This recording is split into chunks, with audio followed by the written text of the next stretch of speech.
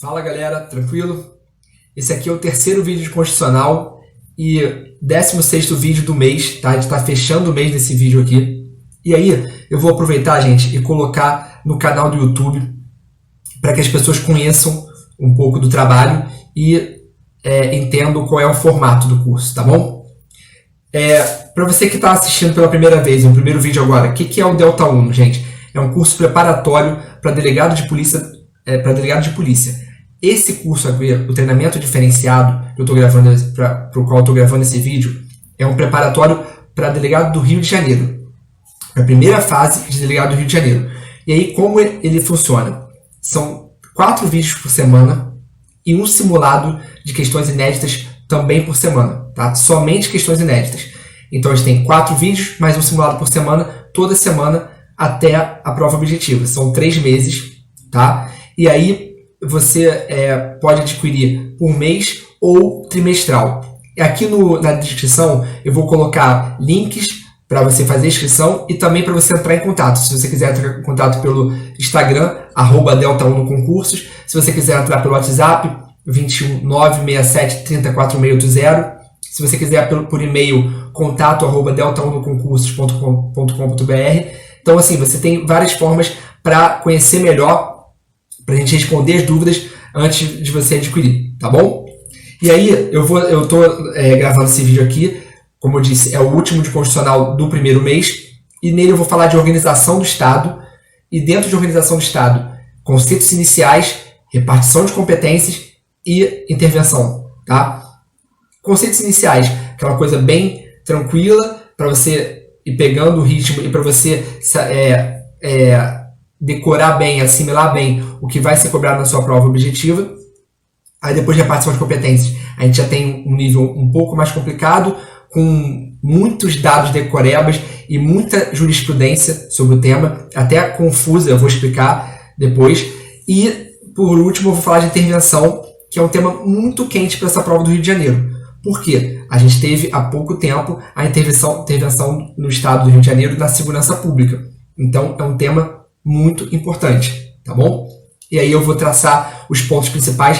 A ideia dos vídeos, galera, é essa: destacar os pontos principais de cada tópico do edital, atualizar em relação à jurisprudência, comentar exercícios recentes de juiz, promotor e delegado, para a gente treinar em alto nível, tá bom? E aí eu faço eu condenso essas informações em vídeos curtos, de 15 a 40 minutos, para você não perder tempo, para você usar como forma de revisão ou de roteiro do seu estudo e que complemente, tá? E que teste a eficácia do seu estudo. Por quê? Você vai estudar o tema, aí depois ouvindo o vídeo você vai ver se você realmente assimilou os pontos mais importantes, se você está atualizado, se você destacou o que deve ser destacado, e também nos simulados você vai se testar. Você tem que tirar 50% em cada matéria, ele é feito exatamente nos moldes da prova do Rio de Janeiro, tá bom? A gente já tem 4 simulados prontos, já entregamos para os alunos, e vamos entregar pelo menos mais 8, tá legal? Porque são 3 meses. E aí, como eu falei, qualquer dúvida, você entra em contato. Vamos lá, gente, sem perder mais tempo, vamos direto ao ponto aqui do vídeo, né? Começando por organização do Estado, conceitos iniciais. Organização do Estado, a gente sabe que está na Constituição, nos artigos 18 ao 43. E aí, qual é o primeiro ponto que eu destaco? Quais são os elementos do Estado, de acordo com a doutrina majoritária? Povo, território e soberania. De acordo com a doutrina minoritária, acrescenta atendimento ao bem-estar. Uma doutrina minoritária acrescenta a esses 3 elementos o atendimento ao bem-estar, tá bom? Qual a diferença de povo para população? Povo é o conjunto de nacionais. População são os nacionais mais estrangeiros residentes. Beleza? Ainda nos conceitos iniciais, a gente tem aquelas expressões que confundem: forma de Estado, forma de governo, sistema de governo e regime de governo. Vou falar aqui o que é cada uma, e vou tentar te passar uns métodos para decorar, mas assim, é muito tranquilo, são só 4, acho que você tem condição só pela repetição de lembrar disso aí na hora da prova, tá? Forma de Estado, a gente tem unitário e federativo. Forma de governo, monarquia e república. Sistema de governo, presidencialismo e parlamentarismo. e regime de governo ditatorial, democrático, oligárquico, tá? Aí, qual é a forma que eu uso? Sistema de governo tem SI. E presidencialismo e parlamentarismo também tem SI, né, no nome. Aí você decora. Isso aí é relacionado ao sistema. Em relação à forma de Estado, você pensa no Estado como um todo. Aí tem que ser como ele se divide, unitário ou federativo. Forma de governo, eu decoro pelo nome mesmo. Acredito que você pode usar, de repente, o governo... não tem um método mnemônico muito bom que eu consiga pensar aqui, mas eu acho que é tranquilo, vai sobrar só ele, tá? Regime, a gente pensa em regime ditatorial. A própria palavra regime já te direciona, já faz você fazer um link para ditatorial, regime democrático, regime ditatorial, tá? Mas não é um tema muito complicado, não é verdade? Agora vamos lá. Especificamente sobre forma de Estado, o que eu posso destacar para vocês? A gente tem, como eu disse, unitário e federativo. Dentro do unitário, a gente tem o puro, o descentralizado administrativamente e o descentralizado politicamente. Qual é a diferença do descentralizado politicamente para o federativo? No federativo, a gente tem mais de uma pessoa jurídica, mais de um ordenamento, de acordo com a possibilidade de constituição e de criar um novo ordenamento jurídico mesmo, novo ordenamento não, mas um ordenamento específico para cada ente, não é verdade? Então, você tem essa diferença. No politicamente do unitário, politicamente descentralizado, é só uma forma de organização. No federalismo, a gente tem novos entes se formando, beleza? Em relação à federação, o que a gente pode destacar? Tipo de federação, quanto à origem e quanto à concentração de poder. Quanto à origem, a gente tem por agregação ou centrípeta, ou por segregação ou centrífuga. E em relação à concentração de poder, a gente tem centrífuga e centrípeta também. Aí, o que eu passo para vocês nessa parte? Eu acho que você tem que decorar o que for necessário e entender o que for possível. Nesse caso aqui, se você souber o que é uma centrífuga, né, tem um motor no meio e ele joga a força para fora, você não fica decorando. Você entende. O Brasil era unitário, era uma monarquia, né, formada com um único centro de poder e não tinha entes diferentes na federação.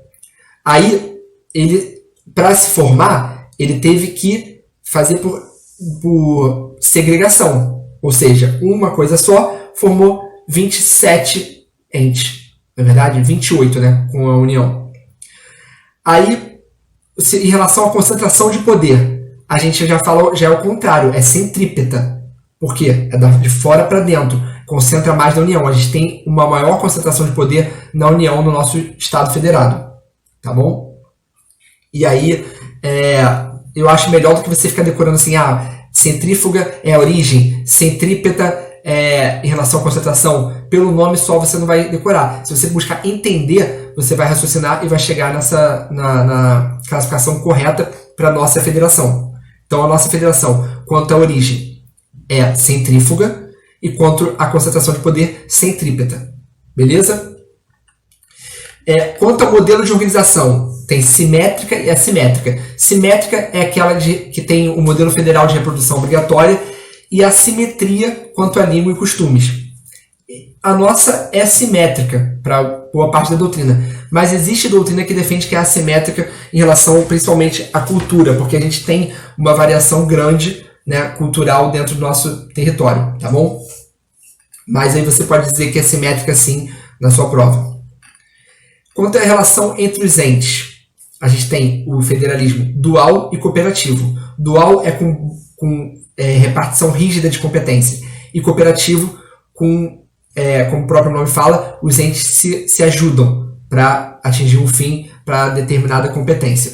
E aí, a gente pensa o seguinte, o Brasil ele tem características do sistema dual, porque tem alguns sistemas que têm rígida repartição de competências, e também ele tem características do cooperativo, porque algumas competências a gente sabe que são comuns aos três entes. União, Estado, três entes não, né? Aos entes. União, Estados e municípios. Tá legal? Características do federalismo, gente. A gente tem que saber para qualquer fase desse concurso. Objetiva, discursiva e oral. A gente tem as características de autonomia, previsão constitucional de partilha de competência.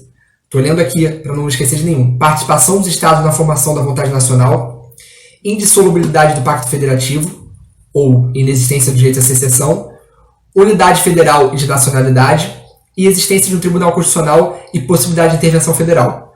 Então, em relação à autonomia, a gente sabe que tem autogoverno, autoconstituição, autoadministração e autonomia financeira dos entes. Em relação à participação dos Estados na formação da vontade nacional, como se dá essa participação? Pelo Senado, não é verdade? E é isso, assim, só para destacar o resto, o próprio nome diz, eu vou falar mais para frente sobre a intervenção vou tratar especificamente de alguns pontos aqui, tá legal? Só ainda nos conceitos iniciais, último ponto, o que é o federalismo de segundo grau? É a previsão de municípios. Isso é uma peculiaridade do federalismo brasileiro, né? Não se vê pelo mundo a previsão de municípios, e aí é chamado de federalismo de segundo grau. Primeiro grau passa para o Estado e segundo grau passa para os municípios. Tá legal?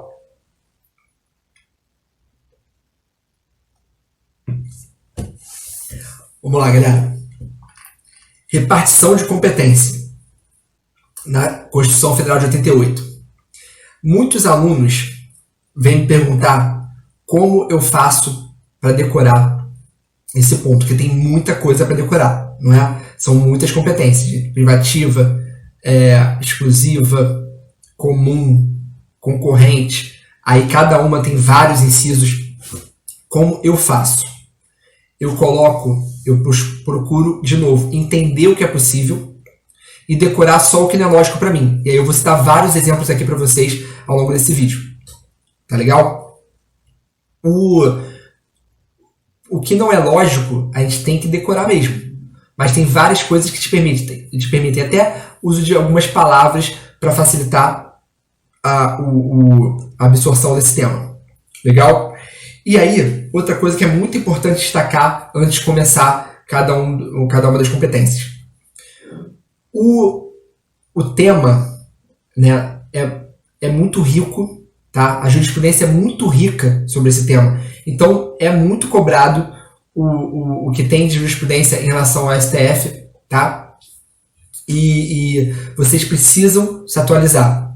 Eu vou tentar atualizar o máximo que possível. Se sobrar tempo, não ficar um vídeo muito longo, no final eu vou falar rapidamente de várias emendas para vocês já assimilarem e servir como revisão, tá legal? Mas já adianto, estudem, deem atenção à jurisprudência no tema repartição de competências, beleza? Gente, quais são os critérios para definição da competência, se é da União, do Estado ou do município? É o critério da predominância do interesse. Se for nacional, vai ser da União. Se for regional, do Estado. Se for local, do município. Tá legal? Outra coisa, para você ainda entrar no tema, para você saber ter uma base mínima para o tema, até para discorrer numa prova discursiva e para raciocinar numa objetiva. A gente tem também a teoria dos poderes implícitos. O que é isso? Se eu dou a competência para um ente, eu tenho que, implicitamente, estão conferidos a ele os meios para atingir essa finalidade da competência. Então, tem a competência expressa e as implícitas, que são as formas necessárias para alcançar aquele fim daquela competência. Beleza? Teoria dos poderes implícitos aplicado aí na repartição de competências. Princípio da subsidiariedade. Outro critério. Eu passo para o ente menor o que o ente maior não puder desempenhar com eficácia. Tá bom? Então eu vou passar pelo princípio da subsidiariedade, eu passo para um ente menor aquilo que o ente maior não puder bem desempenhar. Tá legal? Modelo de repartição de competência. Pode ser cobrado na prova objetiva, pode ser cobrado na discursiva e na oral. Quais são os modelos? Indiano, canadense e norte-americano. O indiano é aquele modelo que prevê expressamente todas as competências dos estados e da União. No canadense, ele prevê a dos estados e o que sobrar, né, os residuais, são da União. E o norte-americano é o contrário do canadense, prevê os da União, os residuais são do Estado, dos estados. Tá legal?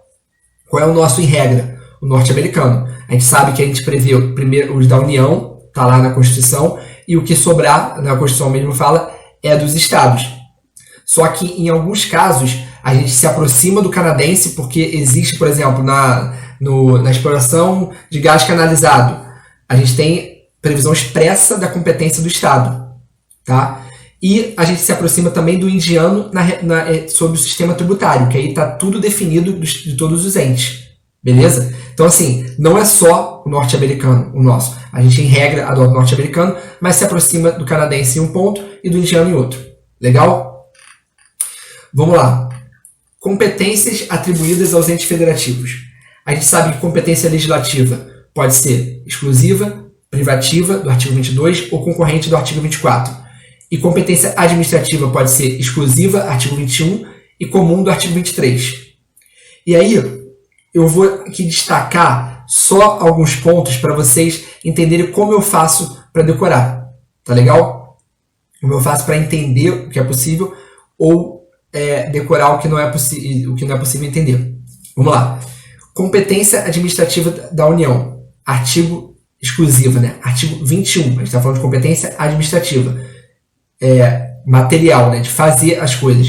Artigo 21. Primeiro que a gente tem verbos aí, né? Planejar, fazer, organizar. E aí o verbo já te ajuda a entender que é uma competência administrativa. E aí ela vai ser exclusiva ou comum. Se ela for exclusiva, provavelmente você vai sair pela lógica, né? Por exemplo, o inciso 1º do artigo 23, do artigo 21, perdão. Vamos lá. Vou ler aqui para vocês rapidinho. Por exemplo, quando ele fala que compete à União manter relações com estados estrangeiros e participar de organizações internacionais. Isso é bem óbvio que é competência exclusiva da União, não é verdade? Ela representa, a União é o maior ente e vai representar o Estado brasileiro, né? Aí eu não preciso decorar isso. E aí veja que todos os incisos têm explorar, elaborar, emitir, tem verbos. Mas beleza, vamos lá, o que eu acho mais importante destacar aqui. Primeiro, a competência é exclusiva, mas não há inconstitucionalidade se houver convênios ou consórcios entre os entes para prestação desses serviços, previsto nesses incisos.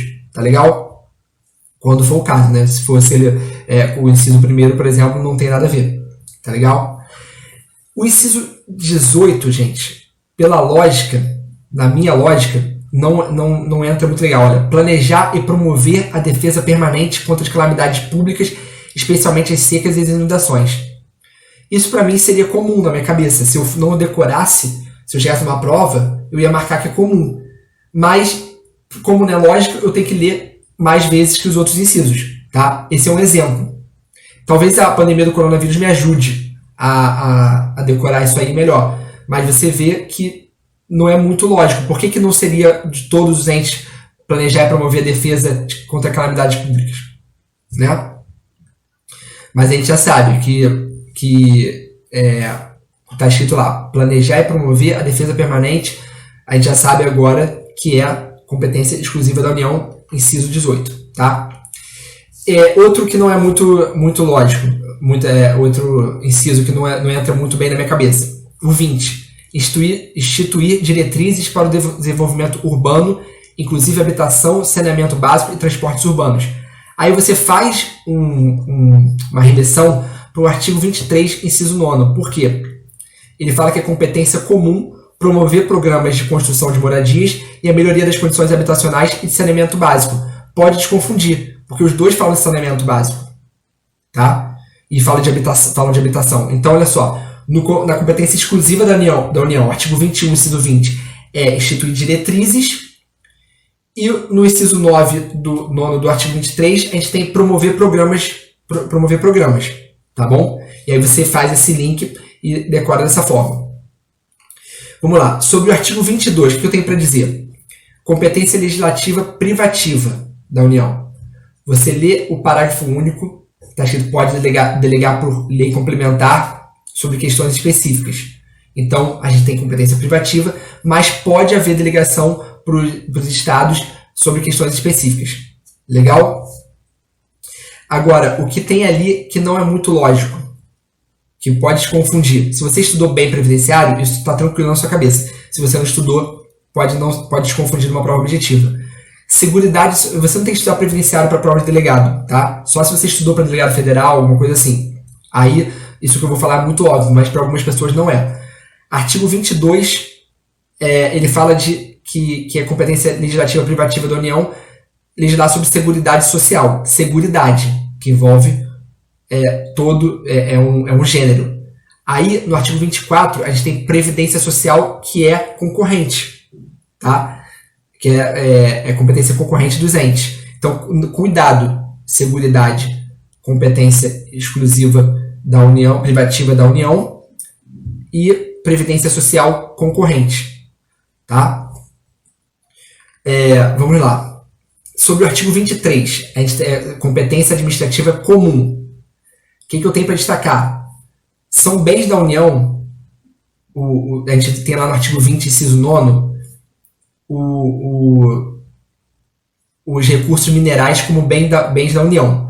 Só que no artigo 23, inciso 11, a gente tem registrar, acompanhar e fiscalizar as concessões de direitos de pesquisa e exploração de recursos hídricos e minerais em seus territórios. Cuidado com isso para não confundir também. A expressão em seus territórios já te mostra que é algo que é para mais de um, tá? Só que eles podem cortar essa parte. Ou falar assim, cabe ao município acompanhar e fiscalizar a concessão de direito de pesquisa de recursos minerais em seus territórios? Cabe, tá? Apesar de que recursos minerais são bens da União, tá legal? Outro ponto que pode te confundir. Inciso 12. Estabelecer e implantar política de educação para a segurança do trânsito. Isso é competência comum. Agora, legislar sobre trânsito e transporte é competência privativa da União. Tá legal? Façam remissão, porque te ajuda na hora do estudo. E na hora da prova também, né?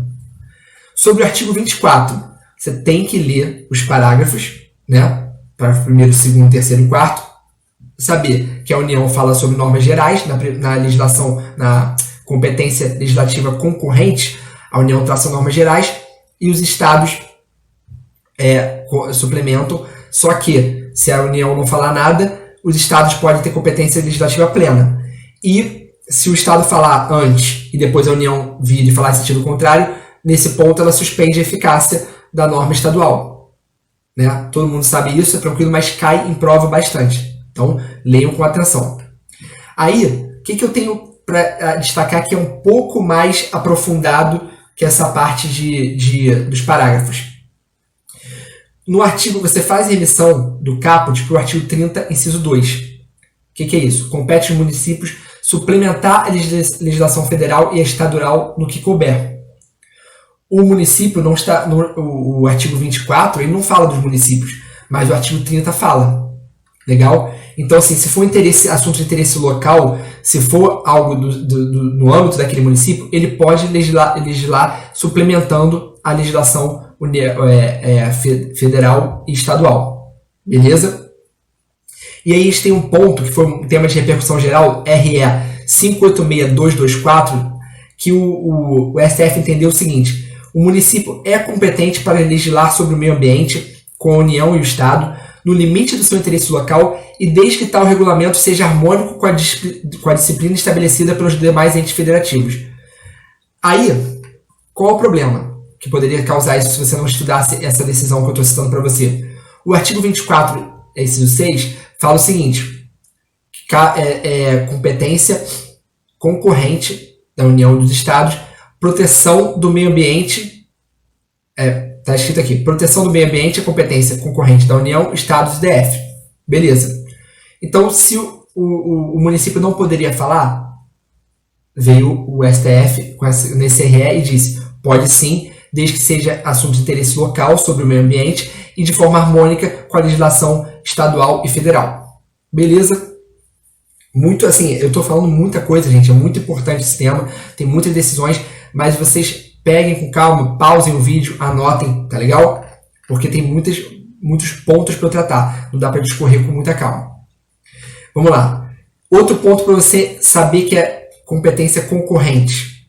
A palavra proteção aparece em 5 incisos. 6º, 7º, 12, 14 e 15, tá? Preste atenção lá, a palavra proteção. Então, se vier proteção, alguma coisa, e for competência legislativa, você já pensa no artigo 24, competência legislativa concorrente. Legal? Outra coisa, no artigo 24, não é lógico para mim direito financeiro, por exemplo, ser competência concorrente. Na verdade, não é lógico para mim por imbecilidade, tá? Porque direito financeiro todos os entes têm que tratar. Mas, assim, como eu fico pensando em que, quanto o sistema financeiro nacional é competência federal, se eu tiver que marcar rápido uma prova, eu posso me confundir. Então, você decore lá. Existem métodos mnemônicos, você acha qualquer material aí, mas eu não uso muito método mnemônico muito complexo, que acaba atrapalhando ao invés de ajudar. E outro inciso que não é lógico para mim é produção e consumo, que é competência concorrente. Não sei nem te dizer muito bem porquê, mas isso não é lógico para mim, aí eu destaco. Tá legal? Outra coisa, que aí é lógico para mim, pode não ser lógico para você, mas você tem que destacar. Inciso 16 do artigo 24. Organização, garantias, direitos e deveres das polícias civis. Bom, você está fazendo prova para a Polícia Civil, você tem que saber esse inciso. A União traça normas gerais e os estados ali no seu âmbito. Não é verdade? E se a União não fala nada, os estados têm competência plena legislativa, como está lá nos parágrafos do artigo 24. Beleza? Outra coisa, outro ponto. Artigo 25. Você vai fazer uma prova para a Polícia Civil, para um órgão estadual. Você tem que decorar o artigo 25 inteiro. Não tem jeito. Não é verdade? Leia o artigo 25 com muita atenção. Não vou nem destacar nada aqui, porque todo ele é importante. E ele é muito pequeno. Então leia. Último ponto, antes de repartição de competências. Vou falar no final do vídeo de alguma jurisprudência, tá? Mas o último ponto aqui. O DF não pode se dividir em municípios. O território, sim. Tá? E aí, a gente vai entrar num ponto aqui que isso é importante na intervenção. Vou explicar para vocês, fiquem tranquilos. Mas só uma coisa decoreba que a gente fala em organização do Estado. Tá legal? Vamos lá para intervenção nos estados e nos municípios. Já falei que é um tema muito importante, porque teve intervenção na segurança pública há muito pouco tempo no estado do Rio de Janeiro, e aí você vai ter que ler o que saiu sobre isso, e de repente o decreto também é interessante, tá? Ele é pequeno, vale a pena ler. Vamos lá. Princípios da intervenção, quais são? Excepcionalidade ou não intervenção, temporariedade e proporcionalidade. Muito importante, se você tiver uma prova discursiva, você tocar esses princípios. Tá? Excepcionalidade, temporariedade e proporcionalidade. Não cabe intervenção per salto da União nos municípios, a não ser que esse município esteja em território federal. Hoje a gente não tem nenhum território federal, mas se tiver, a União poderá intervir nos municípios do território federal. Legal? Para que serve a intervenção? Para manter o equilíbrio federativo. Legal? Qual a natureza jurídica de um ato político? Mais um ponto importante. Então, a gente viu aqui os pontos iniciais que são muito importantes para todas as fases da tua prova. Agora, especificamente sobre os tipos de intervenção. Em relação, como é que a gente aprende intervenção federal? Primeiro, quanto à iniciativa. A gente divide quanto à iniciativa e aí fica muito mais claro na sua cabeça. Tá legal? Você vai ver lá, quando é iniciativa de ofício ou espontânea do presidente da República. A gente tem as hipóteses do artigo 34, 1, 2, 3 e 5. Nessas hipóteses, aí você para esse vídeo e anote. Aí você vai ler os incisos e vai entender. Manter a integridade nacional, repelir invasão estrangeira, por ter uma grave comprometimento da ordem pública, reorganizar as finanças da unidade de federação, que suspender o pagamento de dívida fundada, deixar de entregar aos municípios receitas tributárias. Então você vai ler lá esses incisos para você entender. Nesses casos, a gente tem uma iniciativa espontânea de ofício do presidente da República, tá? E aí ele ouve o Conselho da República e o Conselho de Defesa Nacional e toma a sua decisão. O Conselho de Defesa Nacional e o Conselho da República não vinculam o presidente, ele vai ouvir, tá, só de forma opinativa. Legal? E aí a gente tem outras duas formas de intervenção, de iniciativa da intervenção federal. Quais são? Requerimento, que estão previstos no artigo 34, inciso 4, combinado com 36.1, tá? Que está previsto no 34, inciso 4, combinado com 36.1, garantir o livre exercício de qualquer dos poderes das unidades da federação, e a decretação da intervenção federal dependerá, no caso do artigo 34.4, de solicitação do Poder Legislativo ou do Poder Executivo coacto ou impedido. E aí, vamos lá, em caso de requerimento, o Poder Legislativo ou Executivo impedido ou coacto vai solicitar ao Presidente da República a intervenção federal. Isso é a primeira parte do inciso 1 do artigo 36. Tá? A segunda parte já é vinculada, já é requisição. Então, qual é o último modo de intervenção? Por requisição.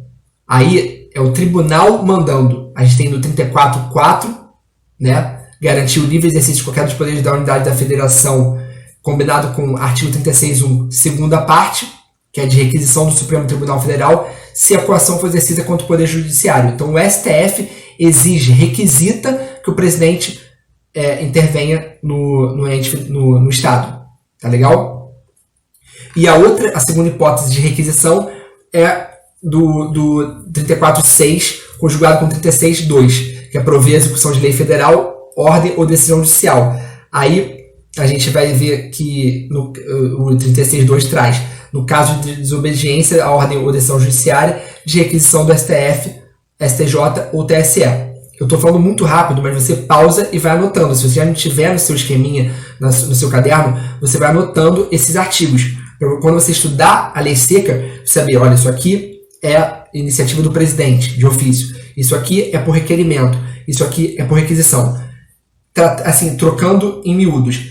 Vai ser do presidente, quando não for, de ofício do presidente, quando não for um pedido do Poder Legislativo ou Executivo coacto, né, de cada ente, ou se não for uma requisição do STF, TSE e STJ.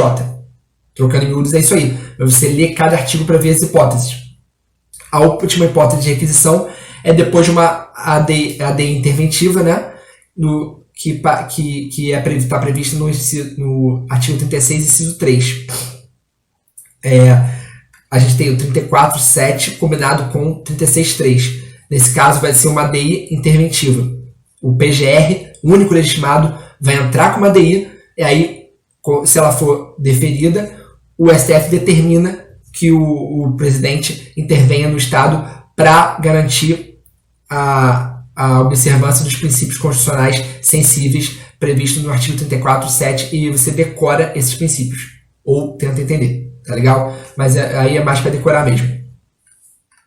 Aí, gente, rapidamente sobre o procedimento de intervenção.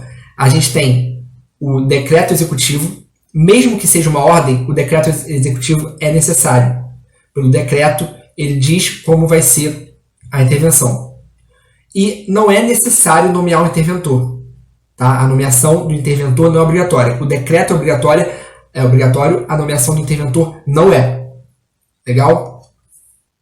A aprovação do Congresso Nacional se dá em todos os casos? Não. Se for em caso de requisição, a gente não vai ter necessidade de aprovação do Congresso Nacional. Aí você vai ler o artigo 36, parágrafo 3º, 34, 6 e 7 e 35, 4, você vai ver que essas hipóteses a apreciação do Congresso Nacional está dispensada. Não vai haver apreciação do Congresso Nacional, tá? Quando for ordem de tribunal, TSE, STJ e STF. Beleza? Gente, intervenção nos municípios. Hipóteses taxativas do artigo 35. Decorem o artigo 35. Leiam várias vezes o artigo 35, tá? O que eu tenho para falar ainda sobre intervenção nos municípios, do Estado nos municípios? Súmula 637 do STF. Não cabe recurso extraordinário contra acórdão de Tribunal de Justiça que defere pedido de intervenção estadual em município. Beleza? Essa súmula é muito importante. Gente, rapidinho aqui, já cheguei a 35 minutos, o meu vídeo é no máximo de 40 minutos, rapidinho aqui. Preste atenção que a ADI 5572 veio em sentido diametralmente oposto à ADI 5569. A 5569 de maio de 2016 falava que era inconstitucional a previsão de lei estadual que obrigava a empresa de internet, né, provedor de internet, a fornecer a velocidade média para os consumidores. Dizia que isso era tema de direito das telecomunicações e aí competência da União. Só que veio a ADI 5572 de agosto do ano passado e falou justamente o contrário. Impressionante, justamente o contrário. Falou que isso é tema de direito do consumidor e que cabe é constitucional que o Estado preveja essa obrigação, tá? Vamos lá. É isso aí mesmo, tá? Tem a ver com o direito do consumidor. Aí você leia lá rapidinho no Dizer o Direito a emenda da 5572 que você vai entender. Pode ser cobrado sem prova porque mudou completamente o entendimento. Tá legal? Outro ponto aqui, sobre os municípios, gente. A gente sabe que tem o que o município pode fazer, aí tem coisa que pode, não pode, jurisprudência para um lado e para o outro, só para você decorar rapidinho. Súmula vinculante 49. A gente sabe que ofende o princípio da livre concorrência, lei municipal que impede a instalação de estabelecimentos comerciais do mesmo ramo em determinada área. Então não pode o município prever distância mínima para estabelecimentos do mesmo ramo em determinada área. Beleza. A gente sabe que isso é da União, direito empresarial. Só que a súmula vinculante 49 não é absoluta. Em relação à imposição de restrições à localidade de postos de combustíveis, aí o município pode se legislar. Por quê? Porque está relacionado a imperativos de segurança e de proteção à saúde e ao meio ambiente. Beleza? Outra coisa que confunde aqui, galera. Município pode fixar tempo máximo de espera para o atendimento nas agências bancárias, fixar horário de estabelecimento comercial, mas não pode fixar horário bancário. Beleza? Olha só, está relacionado mais ao sistema financeiro nacional. Ele pode legislar sobre espera em atendimento de agências bancárias, pode fixar horário de estabelecimento comercial, mas não pode determinar, fixar horário bancário. Isso pode confundir. Tá legal? Gente, esses foram os pontos que eu achei mais importantes. É um tema muito importante para a sua prova, muito rico, e eu espero ter sido útil. Legal? Como eu sempre digo, eu não sou professor de constitucional, eu estou aqui, a proposta do curso é como um aluno que já foi aprovado em 2 provas de delegado, Espírito Santo e Paraná. Já sou delegado desde 2014, mas eu não sou professor de todas as matérias. Aí a minha proposta é trazer como aluno o que é mais importante, tá? Para você não perder tempo, para você revisar e te situar e te servir como roteiro do seu estudo também. Legal? Um abraço aí e até a próxima.